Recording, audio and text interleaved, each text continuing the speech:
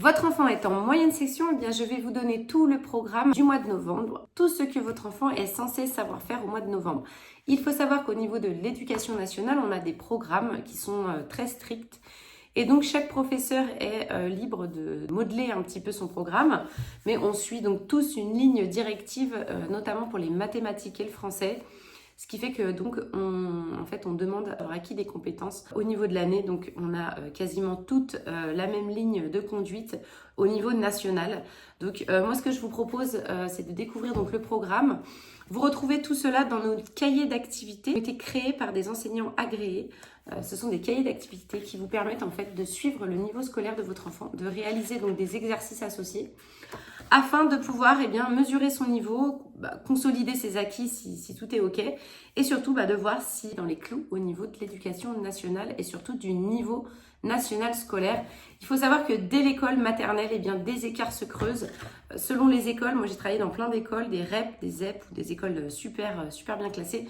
Et c'est vrai qu'on voit tout de suite la différence de niveau. Déjà, quand il y a des niveaux trop différents dans les écoles, surtout dans les REP, quand il y a par exemple des enfants qui ne parlent pas français ou alors qu'il y a des difficultés, on ne peut pas en fait mettre un niveau au-dessus, même s'il y a des élèves en fait qui sont au-dessus. C'est ça que je ne comprends pas dans l'école. On devrait faire des groupes de niveau et pas des groupes d'âge en fait. Ce qui fait qu'en fait on est obligé de maintenir un niveau moyen bas.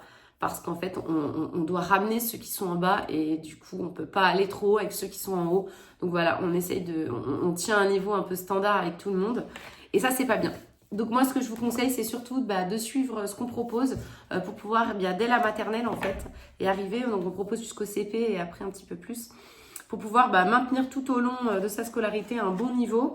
Ce qu'on vous propose ici, donc, c'est de découvrir un programme qui est le même pour tout le monde.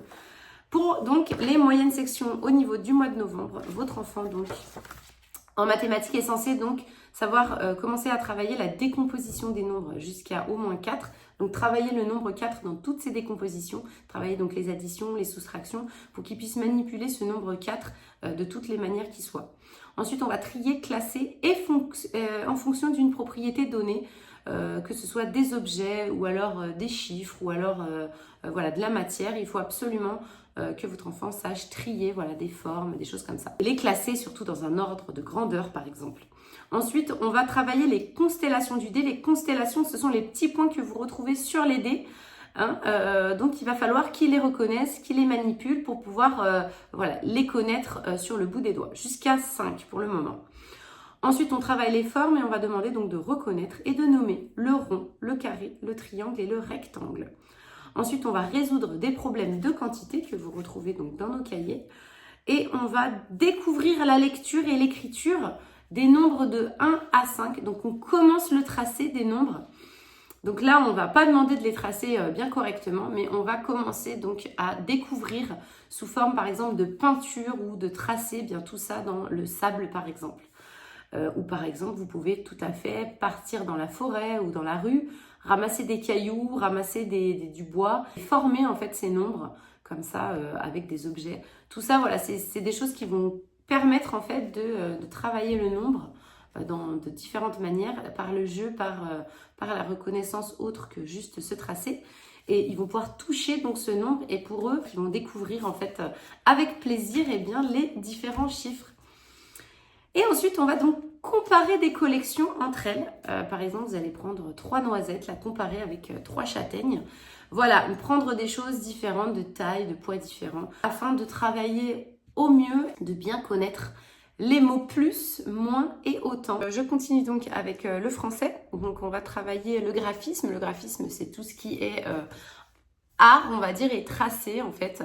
On peut retrouver dans le graphisme finalement le tracé en fait de lettres ou de chiffres. Donc là, on va travailler surtout les lignes obliques. Donc le tracé, donc un petit peu de côté. On va travailler ça dans toutes les formes, donc de toutes les façons plutôt. Donc tracé avec de la peinture. Encore une fois, on va travailler le geste vraiment de côté en reliant des points avec d'autres points ou pas, que ce soit libre. On va le faire donc avec de la peinture, avec de la pâte à modeler. On va le retrouver aussi à travers même le sport, mais là ça va vraiment être le tracé en graphisme. Donc vraiment apprendre à votre enfant, apprenez-lui à vraiment se mettre de côté. Ensuite, on va écrire des mots. On va commencer à écrire des mots modèles avec donc des lettres. Et on va surtout écrire donc les lettres capitales qui nécessitent en fait du traçage oblique. Parce qu'en fait, c'est vrai que le programme, tout est lié. Donc, quand on travaille le graphisme et ce sens oblique, on va travailler directement avec les lettres capitales. Donc, ce sont donc des lettres capitales, hein, donc en majuscule, voilà. Donc, on va avoir le A, on va avoir le K, on va avoir le X, on va avoir le Y et on va avoir le V. Donc, on va se concentrer sur ce mois de novembre, sur le traçage de ces lettres et inclure en fait tout un monde et un univers oblique pour le mois de novembre. Donc, on va écrire des mots avec des lettres obliques, bien sûr. Et on va aussi travailler sur ce qu'est un titre et un auteur. Donc, on va vraiment travailler la lecture de contes, de livres, travailler sur ce qui entoure en fait cet univers au niveau de la bibliothèque, du magazine, voilà tout ça. On travaille donc le titre, l'auteur, pour leur apporter ces connaissances-là. On va aussi travailler sur la description et l'interprétation d'images. Donc, selon le niveau de votre enfant et ses capacités, vous allez prendre des images plus ou moins difficiles. Voilà. Ici, donc, on a un exemple dans notre cahier. Ce mois-ci, dans notre cahier d'activité, le thème, ce sont donc les créatures magiques. Ici, donc, on a déjà une image, voilà, un petit peu, vous voyez, c'est un petit peu parlant. Donc, on leur demande, en fait, donc on a un dragon en premier plan. Chaque mois, en fait, on a des images différentes. Ici, donc, l'élève va pouvoir faire travailler son imagination. On a aussi, regardez, vous voyez. Hop. Ça, c'est des images que vous pouvez travailler avec les élèves de moyenne section. Ici, donc, les questions, par exemple, sur cette photo. Qui est cette fille? Est-elle gentille? Ça, c'est des choses qui font parler votre enfant et qui va lui permettre de définir, pourquoi pas, la notion du bien, du mal. Et puis, qu'est-ce qu'il en pense? Est-ce que c'est... Voilà, c'est vraiment des choses très importantes de pouvoir parler. Vous prenez une image, en fait, vous lui posez juste des questions, même un peu farfelues. Vous allez voir que c'est vraiment très intéressant. Déjà, le partage, vous allez rigoler parce qu'il va vous raconter des choses un petit peu dingues. Et c'est un vrai partage, c'est un vrai moment complice. C'est pas du travail pour lui, ce n'est pas du travail. Hein. Vous pensez que vous travaillez. Alors oui, on travaille, mais pour lui, c'est vraiment un moment de partage très important avec vous. Donc là, est-elle gentille? Que se passe-t-il? À quoi sert ce livre?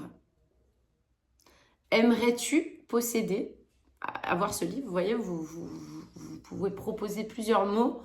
Si vous lui demandez, aimerais-tu posséder ce livre? Aimerais-tu avoir ce livre? Il va commencer à intégrer ce mot de possession, posséder, voilà, ça veut dire avoir. En utilisant du vocabulaire un petit peu plus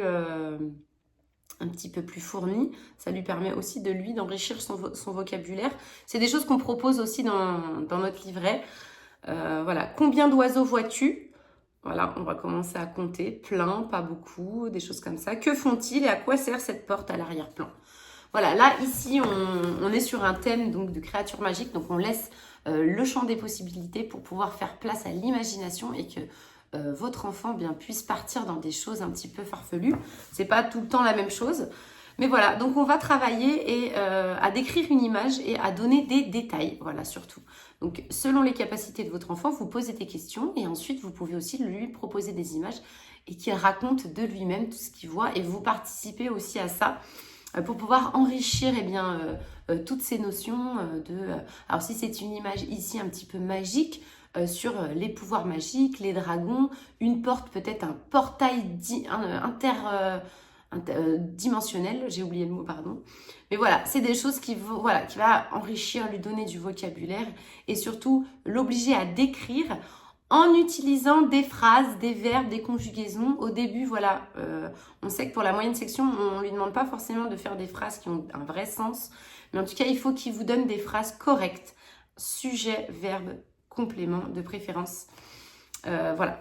Ensuite, on va, pour finir, en français. retrouver avec des exemples un mot qui rime avec un autre. Donc on a encore les exercices. Hein.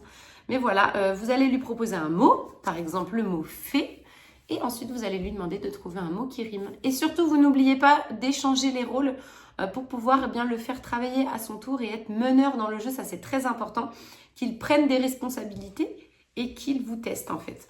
On propose énormément de jeux à chaque fin de page dans nos livrets pour que vous puissiez travailler ça à la maison avec lui. Encore une fois, c'est tout en s'amusant.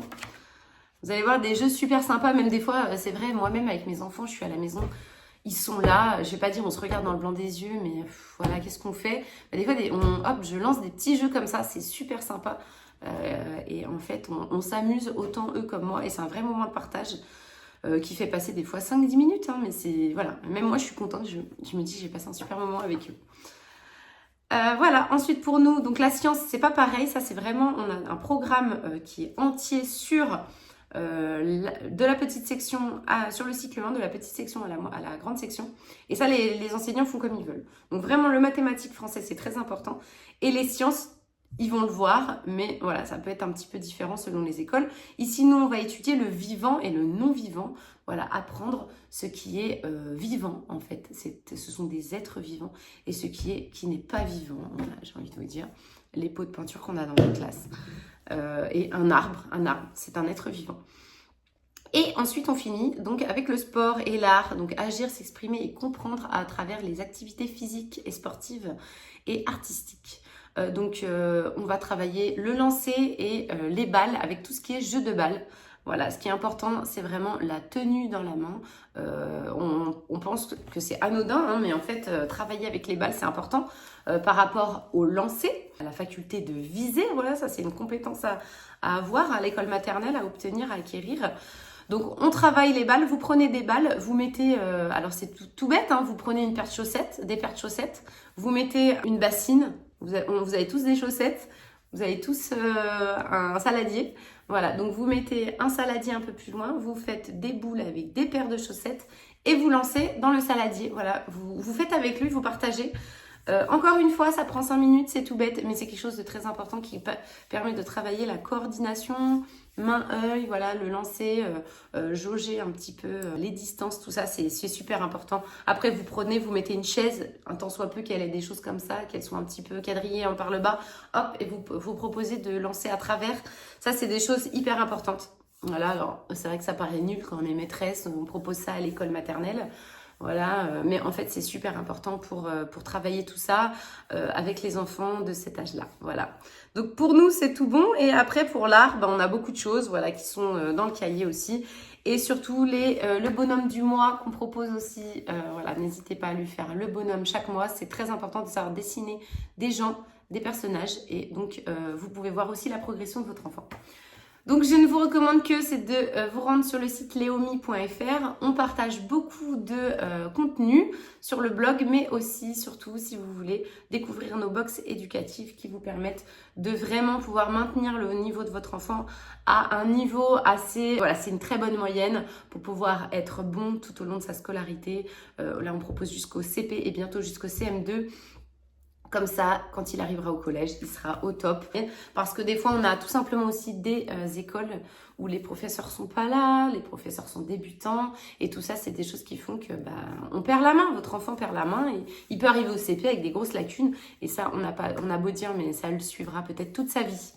Voilà, merci et à bientôt pour une prochaine vidéo. On a tous les niveaux scolaires et je vais vous faire ça pour tous les autres niveaux et un petit peu, peut-être même mieux étoffé la prochaine fois. N'hésitez pas à m'envoyer aussi des questions, des commentaires, tout ce que vous voulez que je traite. Voilà, parce qu'on a tout ici. Merci.